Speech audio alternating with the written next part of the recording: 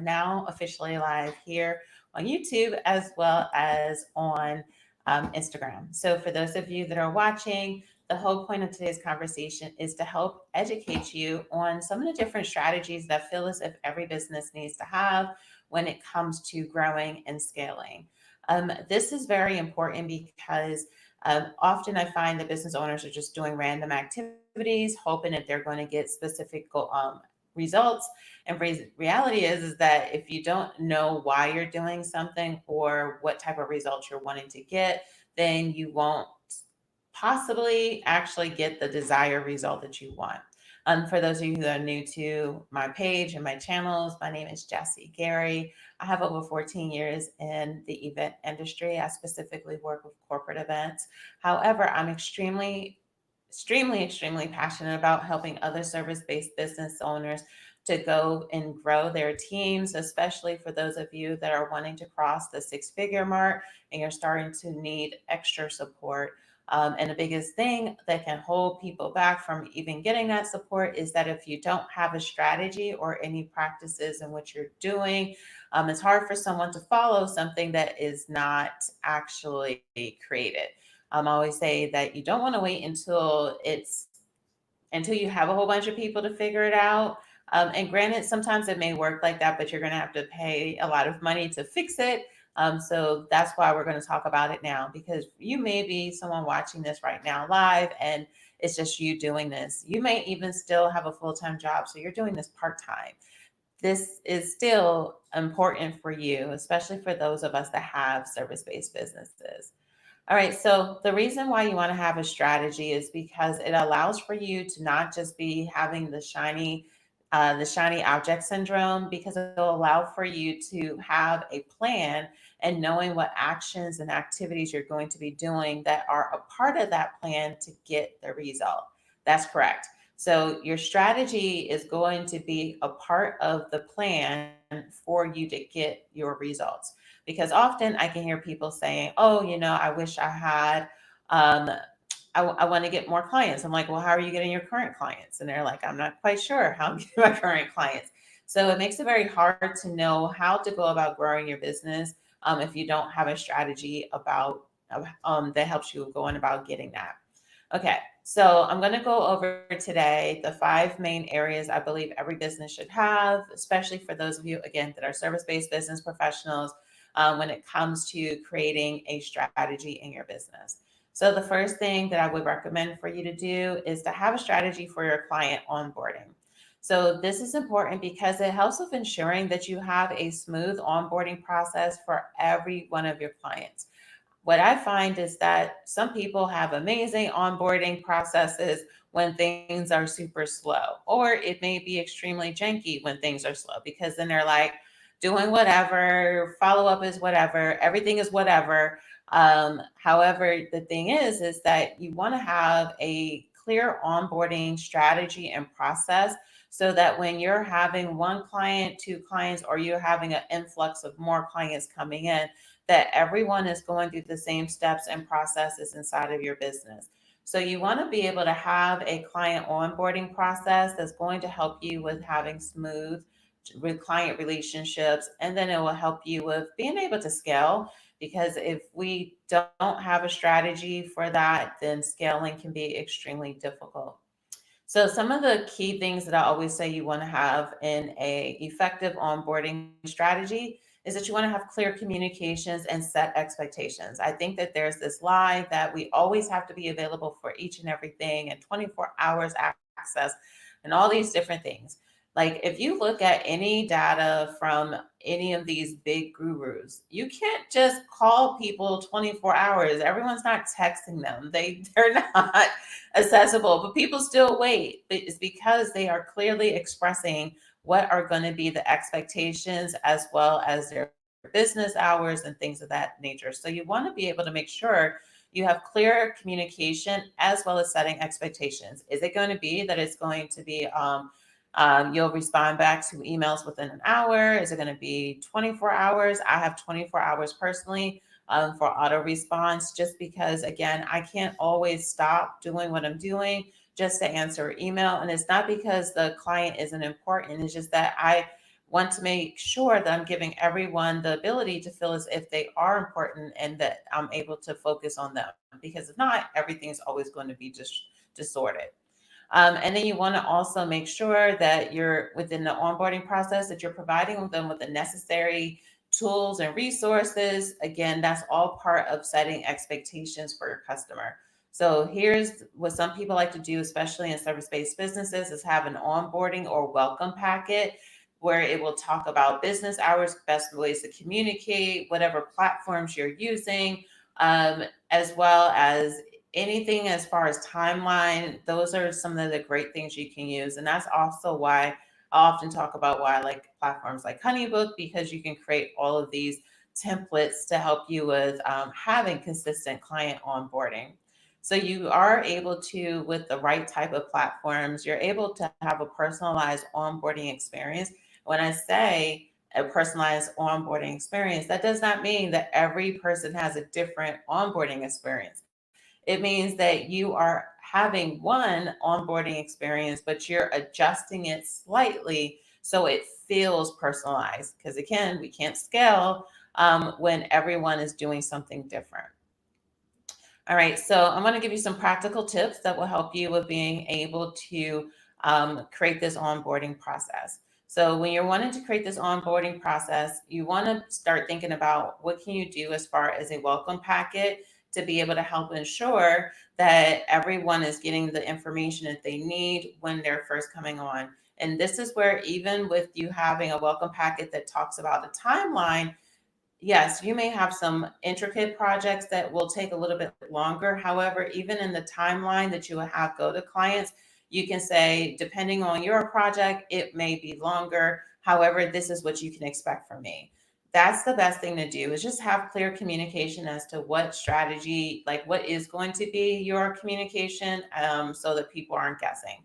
Like, one of the big things about working with me, like, I don't personally like when people text me on my cell phone about work. I actually have my cell phone delete messages after a certain amount of time, just because I don't personally feel like anyone should be text messaging me in my business. However, you may be completely okay. So if you're okay with people texting you, then you may also want to say, between certain hours, you're more than welcome to text me, or they can use a platform like Slack. But you just want to make sure you are truly going to explain to your client like what they can expect by working with you in that onboarding process, so that there are no misunderstandings. Believe me, there's been one time in specific that I was not the clearest about the terms for communication. And I have someone, even though I've tried to correct them multiple times, they are texting me.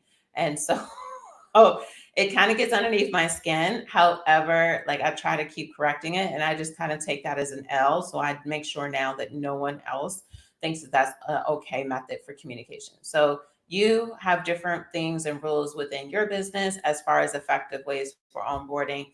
But again, you want to have an onboarding strategy. So that's the first of the five parts of your business that you need to have a strategy.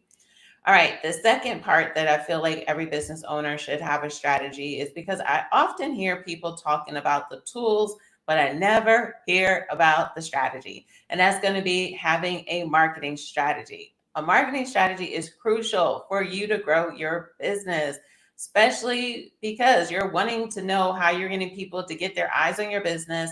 So you're attracting clients and then you're retaining them. We always hear about the tools, of course, social media, go viral, all these things, but then we're like talking to everyone. Our clients don't even know really what we're doing. We may be attracting a whole bunch of people, but it might be bots and fake accounts.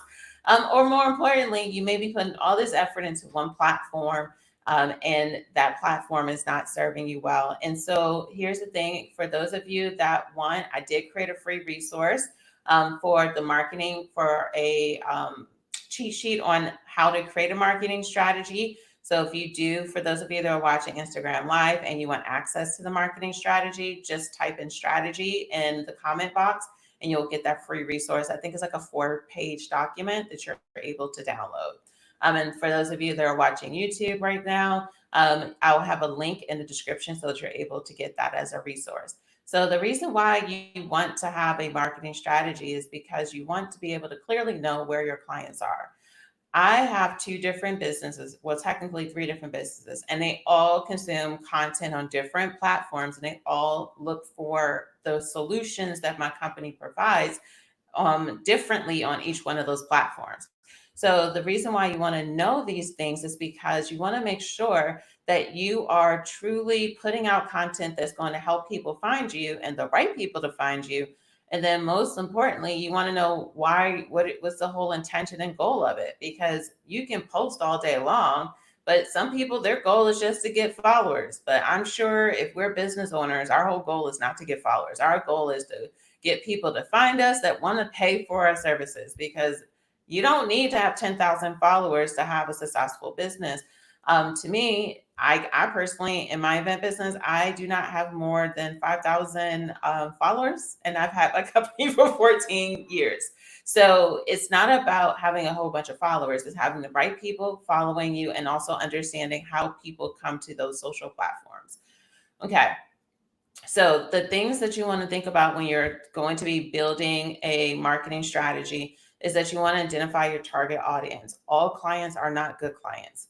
Right? Just remember that. All clients are not good clients. And you may not honestly want to serve all clients. So that is fine too. Like nothing is wrong with that. And I think that that's something that we really need to lock in on, is that you want to identify who your target audience is. Like understand what their behaviors are, what are some of their main problems, how are you providing them a solution?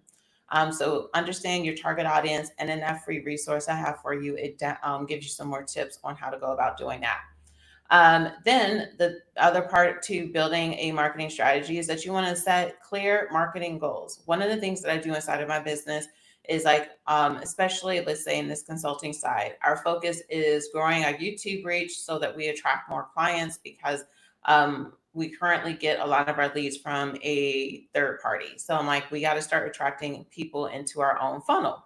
So what we're doing is having goals as far as how many people are clicking on our videos, how long are they watching them, how many leads are we getting from the videos, and then also understanding like how many videos do we need to post, what types of videos we need to post. Again, like if you're just allowing your marketing strategy or your marketing efforts to just be happen chance, you will happenly chance get results.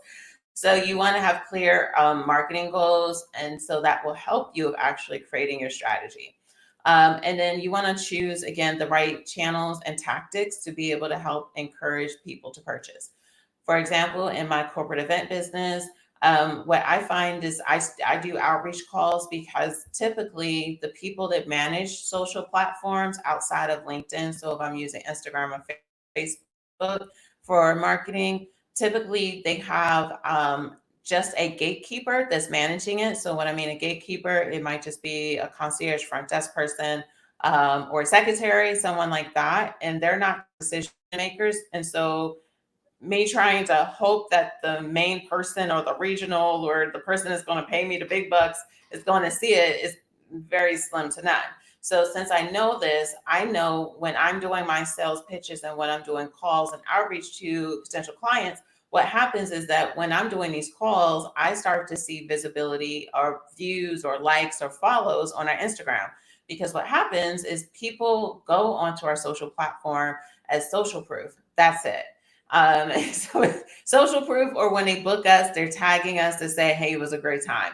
That's it. So like I do sometimes get new leads based off of that. However, most of the people that come into our business do not come into our business because of it, because I understand what are the tactics we're using and making sure we're putting out the right content on the right platforms. So you want to keep that in mind. All right, so now I'm going to give you some practical tips outside of that free resource. And again, if you want that free marketing resource, just type strategy and you will get that resource. Okay, so what you want to do are to think about some low cost marketing ideas that can help you with growing, because I know a lot of people are tempted to do ads and things like that. I believe ads can work. However, they have to be done right. Like, because let's say you are a event planner and your packages are, 4 to 5 figures. If you're writing an ad for someone to then just pay 4 to 5 figures without even knowing you, that's not the process. And I've seen that where people have these expensive courses or these expensive services. I don't want to say expensive, it's just the cost is what it is, because I don't think that it's just because it's expensive, it's the cost is what it is. And what happens is that people don't just put credit card information in for multiple $1,000, offers. There has to be a process to it. So, are we just doing brand awareness? Are we trying to increase revenue? Are we trying to re-engage our existing client bases? Are we trying to get referrals? Are you trying to showcase yourself as a thought leader in your industry? This is all still tied to understanding what is your strategy and what is your intention inside of your business with your marketing strategy. So if you need the strategy video, just type strategy and you will get that sent to you in your DM. All right, so that's the second of the 5 strategies I think every business should have. Okay, so the other one is going to be a system strategy or a CRM strategy. This is important because you want to be able to know like what platform you're using. I know there's certain platforms that I like that I talk about ad nauseum. However, the reason why you need to have this strategy is because like I personally have people pay for my services to have me set up a platform and then they're out of business like the next month. Or they'll say to me, "Hey, Jesse, I kind of feel like I wasted my money." And I'm being transparent. I had someone recently tell me that. And I know 100% why they feel that way. It's because throughout that process, they kept changing what their business did. So it wasn't that the system wasn't set up correctly, is that they're not sure how they're getting people in the system or how they're going to be using the system to grow their business. So this is why you want to have a strategy, because even if you're using free platforms like Google Forms to get leads and to manage inquiries, if you don't know like what you're capturing, why you're capturing it, where you're taking people, you're going to feel like, man, this isn't working. And it's not that it's not working, you just didn't think it through, because the system doesn't bring you business. And I think I should say that should be a quote. The system does not bring you business. Please understand this. What brings you business is you having a strategy for people to get into your system, and then you understanding what type of client experience you want for them to have. And then how are you going to use any data to be able to improve the experience that your client has? All right, so now the biggest thing is choosing what's going to be the right system for you. I know some people, I'm a HoneyBook expert. I love HoneyBook. In the past, I have used platforms like 17 Hats. 17 Hats is a good platform depending for who your business type. There's just Dubsado.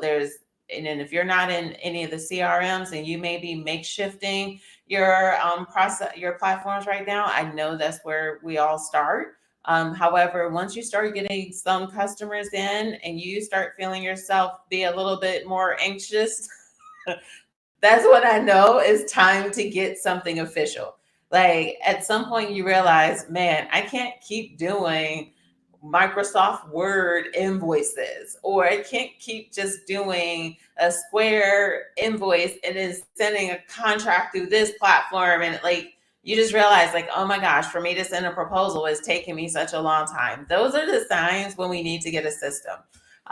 So again, there's a lot of different platforms that are out there that you can use. I have a lot of videos about that and I talk about it at nauseum. So again, it just depends on the type of business you have, and I can recommend different ones depending on the type of services you offer. Because again, as much as they like to say all in one and things like that, I'm going to be very honest with you and just say that they try their best. However, every business industry requires different types of resources. So that's why I think it's very hard for business owners, because they want to, and even myself, we want to try to reduce some of the apps that we're paying for and these are subscriptions we're paying for. I get that, and I am in the same boat. I'm often looking at my different apps and like, okay, do you want to pay this? Or I might be like, okay, you're paying for this. This can be really helpful in your business. Why aren't you using it? So I then have to create processes to use it. Like when y'all type in strategy to get the free resource, I use and pay for a platform called ManyChat. It's not that ManyChat doesn't work, is that I don't actually actively use it. I know people that they got great results, and I believe in the product 100%. However, again, if I'm not using it, it's not the platform. It comes down to how am I going to use it to get my money's worth and make sure that it's giving me a return. So, um, when you're thinking about choosing the right CRM, you want to make sure it's something that fits well with your business. And then, two, you want to also be able to think about like how you can streamline your system, because the biggest challenge I find that people face when they're getting into a CRM platform is that they're so used to doing things differently each and every time. So that you cannot put confusion or yeah, you cannot put confusion to any platform at all. It doesn't matter if it's super intricate for a business or if it's something that is a little bit more niche down. So you want to have clarity on the platform and clarity in the steps in which you're going to be using inside of that system, and making sure that it's something that you can grow into. That's super important, because I personally have had some platforms that have reached out to me, and I think they're great. However, I'm like, someone can't grow into this, and so I can't recommend it to anyone, because I don't want it to be that anyone that interacts with my business, they're having to get a whole new platform after a year, because that makes no sense. So you want to choose a CRM that you can grow into.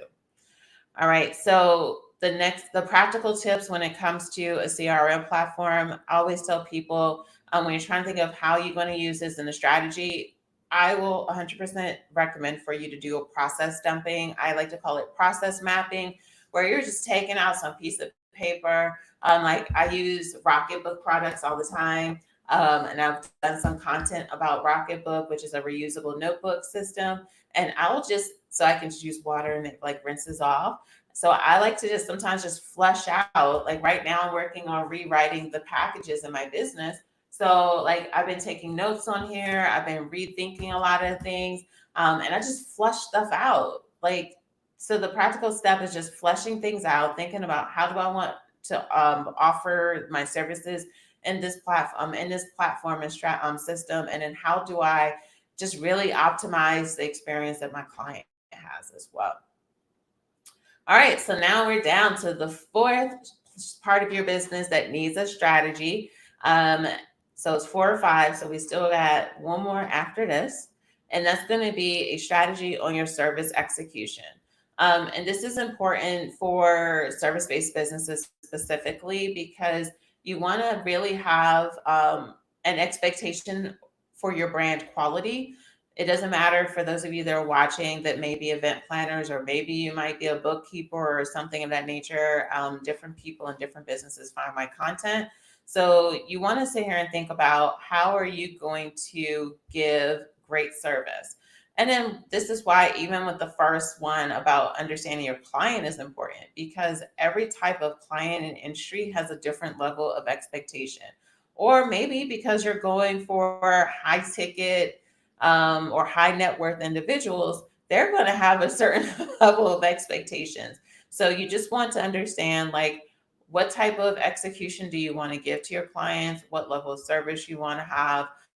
And again, it doesn't have to, like, I think sometimes we feel, especially for those of us that do not charge low end for our services, we may feel inclined to overstuff and overcomplicate our offerings so it can make sense. One of the books I'm currently reading right now, which I recommend for any business owner to read, is The $100 Million Offer by Alex Ramosi. I'm reading that book and in conjunction with Profit First. And I don't remember his name, but if you put Profit First in, I'm reading both of those books at this specific time. Because the thing is that you can have something that might even cost a lot of money to execute, but if it's going to take up a lot of time, you're automatically limiting the capacity in which you have in your business. And it may not be possible for you right now to hire people to work with you. So you just want to be present again to the quality of service and understanding like, am I overcommitting inside of my services? Am I undercommitting in my services? Am I charging the right price? Like those are some really important things with the service, because when you're attracting someone that might have a high net worth, they may not need as many touches. For us in my corporate space, for our quality of service, I know that my clients don't want me emailing them a ton because they're busy. So like it's just again, you have to understand like what are some of the things that your client will actually appreciate. Also, like what are some of the things your competitors are doing or not doing, and what you can do better. Because I don't competition is going to be competition. I mean, but you can't always worry about that. I just think about how do you create your own lane and what's going to make you different. All right, so now you want to then start to think about within side of your service execution, you want to start thinking about how you're going to create an execution plan. So when I used to physically go to events, I used to have a set of checklists that I would give to my team members that used to work with me. Now that I work remotely and my team members are in different areas, I still have a set standards and expectations for all of the team members when it comes to communication, arrival, setup, presentation. And we have to have a strategy on understanding that for our clients, especially in a corporate space, when people love you, they share you. And that's how a lot of our business came was through referrals in the early decade of our business. But majority of it just came from I did some outreach, of course, because that helped with growing it as well, but a lot of our business came from referrals. So when you're talking about having a level of service, you want to know what are the things that your clientele's going to appreciate and find value in, that helps them continue to come back to you and just fall in love with your services. And then just training your team, keeping them aware, doing like figuring out, okay, if we're going to have this process for our execution, how often am I having check-ins with my team so they're aware of how great things are going or where we may need to improve. Because you want to always monitor service quality. That's super important for those of us that have service-based businesses, because what some people do unknowingly is that they start to allow some of that quality to go into the wayside as things get busier, or because they get comfortable, or now they have a bunch of clients. So the level of quality they were able to give at one point is just not the same level of quality that they can give right now. So you just want to then look at in your business, like what is going to be considered high quality service for your specific business, and then starting to think about, and if you're not quite sure because you're new in business, start reaching out to some people that could be in your target market and find out, hey, I'm creating this service.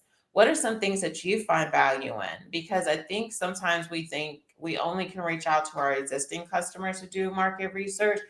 Reach out to people that are in this target market and they can tell you, like, hey, if you were looking for this, what are some things that you would value?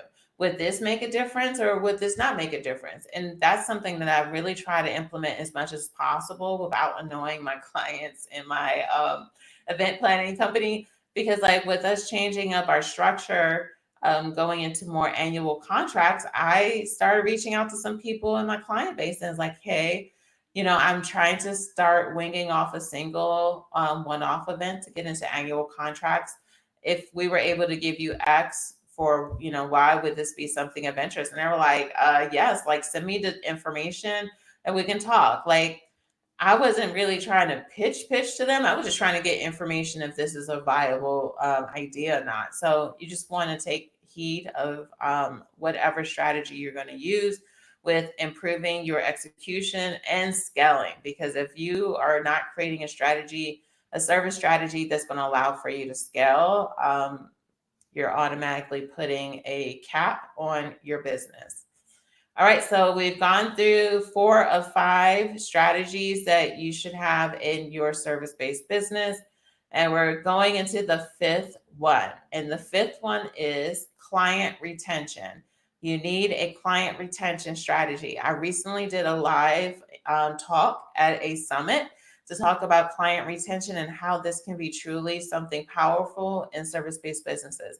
Often what I find, especially when I'm talking to other entrepreneurs, is that they're focusing only on the transaction. And what happens is they work so hard to have this big funnel of people coming into their circle. And then what's happening is because we're not focusing on retention, they're just falling out the bottom of it. So we get their money once and then they never come back because we may not be doing email marketing. We aren't actually following up with them. We're just like, thanks for the money. And then, or I did your service, and then we're not ever following up. So you want to have a strategy when it comes to client retention, because as I mentioned, I would say probably up until this year, uh, we had a very high client retention rate. The only reason why it's kind of shifted this year is because some of our corporate clients, their budgets have changed. And that's the life cycle inside of our business. Because again, you want to know what's the life cycle of your clients. Like inside of my clients, like when a location is new, people aren't moving as much and all that stuff, people tend to put more money in it. But once it's like an older building and it's not as fancy anymore, then those clients fall off. So what I have to usually do, if that my contact doesn't go to a new location, I have to now bring on new clients. However, with my client retention practice, typically like last year, 97% of our customers that we had last year in my event planning business were return clients. Like I had 1 foot in, 1 foot out all last year. And if I wanted to be very transparent, I probably have had that probably the last 2 years, because I wasn't sure if I still wanted to do it, because I was kind of discouraged after having to completely like gut out my whole business during the pandemic and things moving back and figuring out what I wanted to do. So I was grateful though, because we had a client retention strategy and that we really focused on creating connection with people, that it didn't impact me with having one, two, three, five clients, especially during our high peak seasons. People were reaching out. I'm like, I'm not even sending out newsletters. Like, I think a good month was 3 posts on Instagram, if even. I was doing no sales calls. Like, I wasn't doing much of anything. And we still were getting referrals, and we still were having people come back to us, because it pays to have a retention strategy. When you have a retention strategy, it makes life easier for you and your business. And with a retention strategy, that can be keeping people, or also having people fall in love with you, that they're also giving you referrals as well. Because really are long-term benefits of having a loyal client base. Because if we're only focusing on someone working with us once, like I have some clients who have worked with me for 10 years. 10 years. So could you imagine if I have a client that's spending anywhere between 4 to 5 figures a year with me? Like if I only was focused on that one event, how hard it would be to grow. So I always tell people, have a strategy for client retention. Think about how you can provide excellent customer service. Think about how you can implement a loyalty program or incentives. And then think about how you can also be open to client feedback. I know that it can be tempting, especially for service based businesses, to always just forward people to leaving a Google review. If you have a Google My Business profile, which is something I talk about ad nauseum on here, because I find that a lot of people do not have a Google My Business. It's free 99. There's really no reason why you don't have a Google My Business. And if you don't want your personal address out there because you're like, oh, I don't want people like whatever, let me tell you, in 2024, people can find whatever they want to find about you by paying $9.99 or something. So if someone wanted to do something, they will find a way. And reality is almost like an excuse for you to not get business. Because I have had people tell me, hey, I don't want my personal address out there, but like, do you really believe that people can't find your address? They can't if they want to. I mean, you can do your due diligence, but here's the thing. We always focus on what can be potentially the bad side of it, compared to thinking, wow, what if someone puts in beauty or makeup artist near me? And because you actually have your address on there and it says by appointment only, that now you get someone that found you because of Google My Business. Or if you are a copywriter and someone's looking for a copywriter that's in the vicinity of where they are, they can then call or set up an appointment with you. Or you can just pay a very low fee for um, a virtual mailbox. However, I do not believe there's any reason why a small business is not on Google My Business. I probably use Google My Business once a day at minimum. And the way that you know that you use it is every time you pull out Google Maps, that's how you find the address.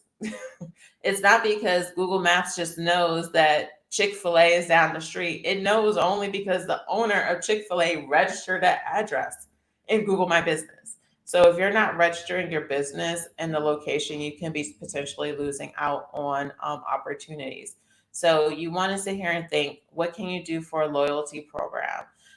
What can you do for client feedback? And when I was talking about sending people to Google My Business for reviews, I do say at least once a quarter, you should send out a client review questionnaire so you can get feedback on what things you did well and what are some of the things that you can improve on. Because most people won't feel comfortable giving you information to help you with getting better feedback on your business on Google My Business.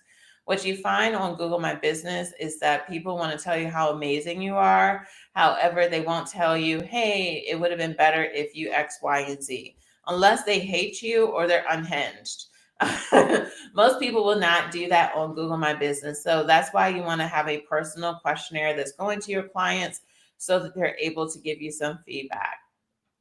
So I'm going to give you some practical tips when it comes to having a client retention strategy. And here's the thing, with a client retention strategy or any of these, when you're creating strategies in your business, it's not going to be having 25, 30, or even some, it's not going to be having 5 strategies.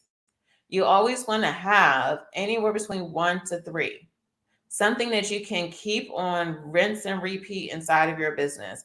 Because if you make it complex by committing to a whole bunch of things, it's hard to commit to it. I always say if you have 100% of your time, you need to be allocating at least 40% of that time to work inside of your business and the other 60% to actually execute your services. So if we're creating these hyper strategic, like overthought types of processes, it's going to be very hard to be consistent. So just look at some of the tips that I provided today and like what's 1 or 2 that you can pull and start implementing inside of your business. So the biggest thing when it comes to practical tips, when it comes to client retention, don't overwhelm yourself. Figure out what's going to be the 1 or 2 different ones you're going to do to keep your clients engaged. Is it going to be a loyalty program? Is it going to be a rewards program? Is it going to be a referral program?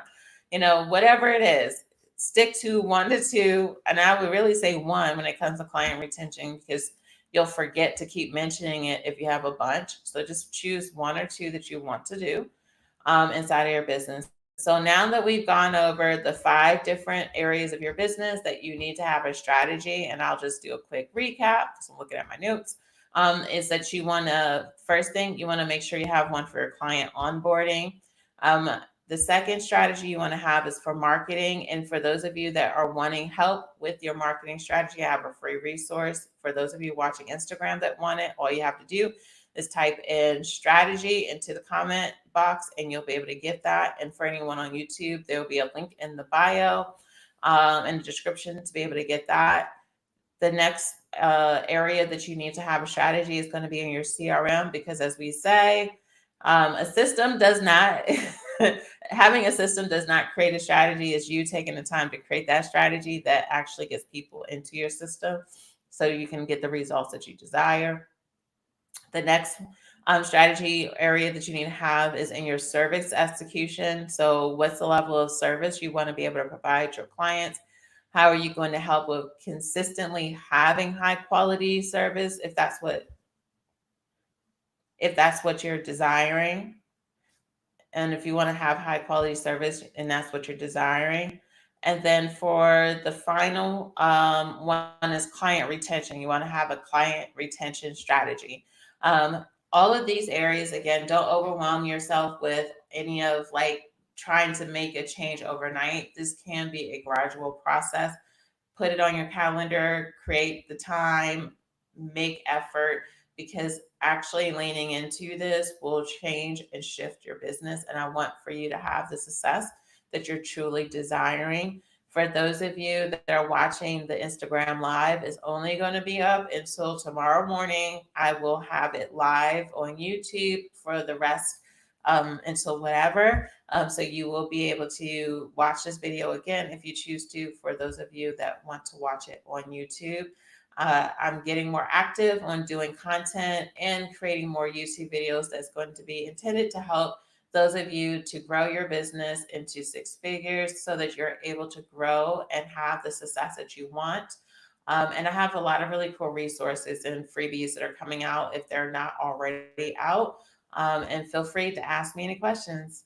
All righty, I will stay